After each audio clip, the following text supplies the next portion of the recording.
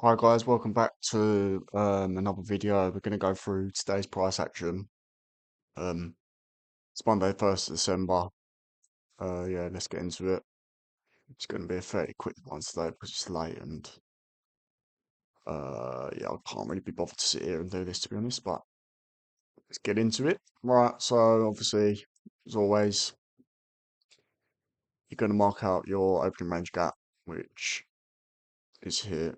We opened here, this red line. Opened here and then on Friday we closed all the way up here, which is our blue line in line with the 1st December new opening gap, which is today. Yeah, so we had this big opening range gap. As always expected on Monday, it's going to be big and yeah, always about 200 to sort of 150, 200 points. Um, yeah, excuse the mess on my charts, but I literally have to have everything in front of me rather than write it down. But yeah, opening range gap. Um, so first thing to do when you're on the charts is obviously mark your opening range gap out. All your key levels already marked out beforehand, but then look for your relative equal highs and lows. So here we've got a set of relative equal lows. Why are these relative equal is because we've got a set of lows here, then the next set of lows is slightly above the former set, so that makes it relatively equal to each other. As you can see, look, where does price draw towards? Straight from open. We move up, take this internal buy side, then straight back down to take the relative equal lows. Within this move, we obviously moved up to take the internal high, but as well as look at that, the body closures on the mid opening gap on the 27th. Look at the wick as well. Wick at the here, that 10th of November new week opening gap high. Wick into it, and then obviously move straight back down to take these relative equal lows. As I say most of the time, what price will do is sort of 80% of the time will always come and draw towards the midpoint of the opening range gap. And I mean, look, see for yourself, take the sell side straight to the opening range gap. Boom. Entry within here, look, fair value gap taps into Thursday's low, displace up, back to the opening range gap, midpoint.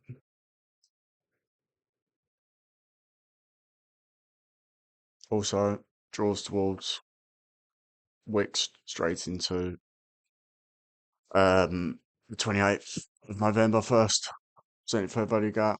So yeah, always mark out the previous three fair value gaps formed in the opening range, which is the first 30 minutes of the session from 9:30. So yeah, we chop around a little bit, whip back through the opening range gap, move back lower. Where do we draw towards? Someone tell me. We draw towards the first fair value gap of today's session, like always. Please go and back test this because it always fucking works. Rebalance the first fair value gap of the session in line with new day opening gap, midpoint. Where do we go? Back to. We go back to take these highs. We go back to the opening range gap. Just miss out on the upper quadrant, which I mean, as a narrative, that means we should expect to move lower. What do? We just absolutely dive off. Fail to take these new day opening. Fail to take these relative equal lows. Then we just chop up, chop back up. But I love shit like this. Push past, got that wick, just past the midpoint of the previous previous first fair value gap, and then we just send it higher. Again, key levels. Wicks do the damage, but I mean, look, I'm going to tell you a little model here. Someone tell me why this is relative equal lows. Like I said earlier, one low, this set of lows is higher than this one, makes it relative equal, high probability. calm down. We sweep the lows, sweep relative equal lows, as well as feeling an imbalance. Okay, two things ticked off. Have we got a target higher and a key level? I mean, we've got internal buy side, as well as new week opening gap. So that's your next key level. Push down, take the lows.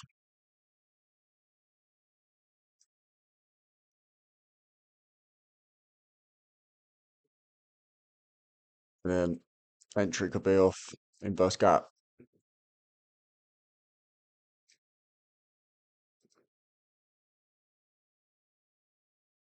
Stop loss at halfway, just below the halfway point of this, or even the upper quadrant of the opening range gap. And then you just ride that bitch out, or a free, little 3R. That's a little model I found out myself recently, which works. And then yeah, we go to the opening range gap higher, push past the new week opening gap from today, and then we just sort of chop around, chop around, chop around. I did actually enter a little trade down here, so I'll talk about that in a sec. Yeah, so opening range gap higher, push past, and then we just sell off. Yeah, so this was my paper trade because my top step was not letting me log in for some reason earlier, which is absolutely handy. Cheers for that, top step. Um, so I see this, um, all this price action up here is all balanced out. So next fair value gap, we should, if we're going to continue lower, and my main draw liquidity was the opening range gap midpoint. Because it's all such a key level, it always gets. I mean, look at all this over here, just such a respected level. So I thought if we're gonna go lower, this fair value gap will hold. Limit all to 10 micros. Four off at the internal low, another three off at the midpoint of the previous fair value gap, and then three off there. So yeah, I took then left the remaining three micros to the opening range gap midpoint. But yeah, nice little solid trade for me. Only a paper one, but still good to get the reps in. We sort of all just then just continue to chop around. And then we end up taking relative equal highs, um, and then end up just selling off back to opening range gap midpoint. I presume this low will get taken. It's relative equal to these as well. So I mean, little liquidity sweep up here, and then your entry could have been off fair value gap, drops above these highs, and then just ride it all the way down. But yeah. Um, yeah, that will do for today, I think. Thank you for watching. Um, it's NFP this week, so I'm not really expected to trade too much. Maybe some PM session trades, but yeah, I'll continue these reviews today. It's just this one's a little bit shorter than usual, but yeah. I hope you enjoyed, hope you learned something, and I'll catch you in the next one. Sweet.